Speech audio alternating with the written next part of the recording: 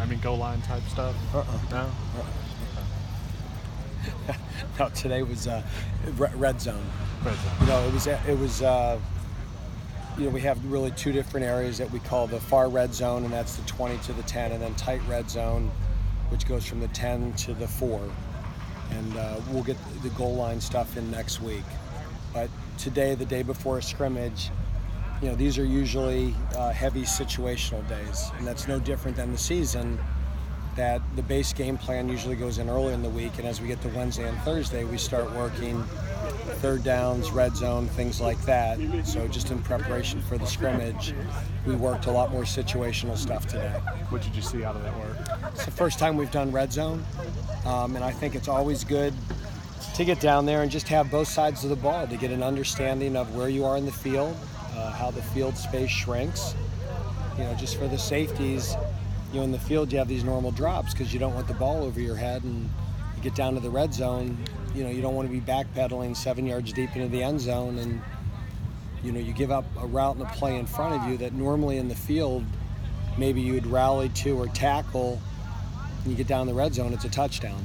And I just think especially for younger players, having an understanding of that, and just even for the quarterbacks, that the holes and the lanes and the spaces shrink so much quicker in the red zone because your interior droppers don't get as deep. And that's really valuable for Jamie and Sam to see those things for the first time. So another one of those strange conundrums for you as a head coach, when you see the offense reel off like 6 scores in a row, you're like, yeah, it's great for the offense, but... Well, that's always the nature of red zone. Is the reality of the red zone is it takes a lot of work to get there. And when you work red zone, you just put them there. They have to do nothing to get there. And but a year ago, one of the reasons we were successful in offense is we were I believe statistically the #1 red zone offense in the ACC.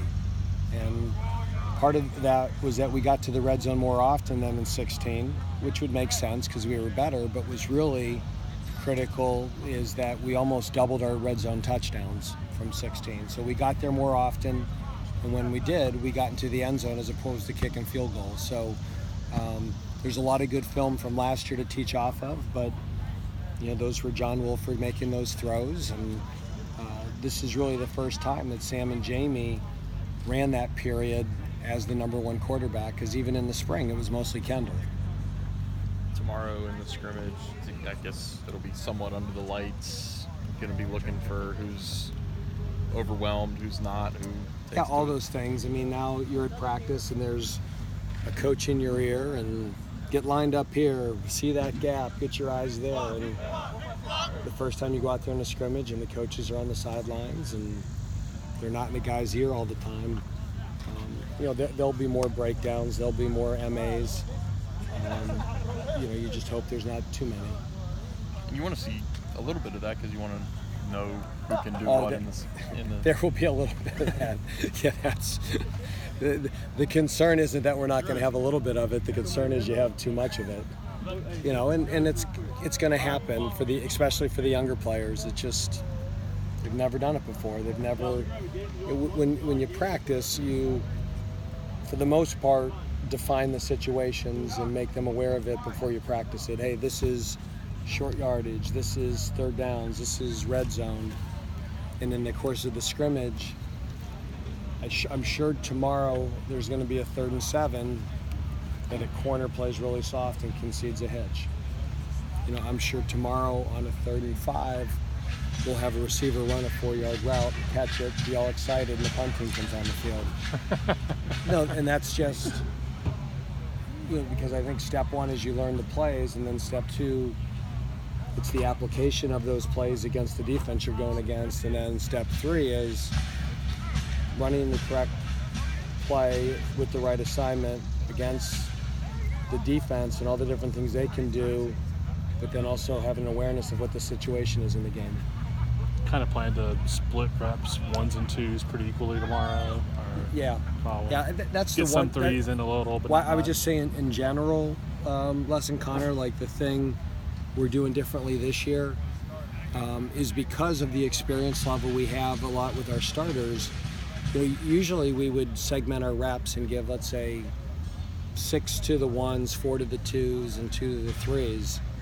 This year, the 1s and the 2 reps are split almost equally. And part of that is we have on the O-line and the D-line in a lot of positions guys that have played a lot. Yeah. And so you want to get them to get their reps, but you don't want to overload them and overwork them. And on the same part, I think is critical of anything this year is to get that next group ready. So we're giving the 1s maybe every practice 6 less reps and giving the 2s those 6 more reps to try to develop the depth. And in the positions that there is competition for who's the 1 and the 2, they're getting equal reps too. One of the things I've kind of noticed watching Sam is it just maybe is it impossible to look at him and not think that he does a lot of the same things that John does? Oh, yeah, you never try to make those comparisons and analogies. I mean, you're making me wish we didn't give him the number 10. They're different players. Our program's in a different place, and every player's unique. So, I think maybe if a fan comes out here and says, "Hey, there's number 10," and a lot of these things look the same, but there's some differences. Now in terms of the smarts and the savvy and the competitiveness, a lot of those traits are there, which is very encouraging. Sounds good. Okay, thank Thanks, you. Dave. Appreciate it. Yeah.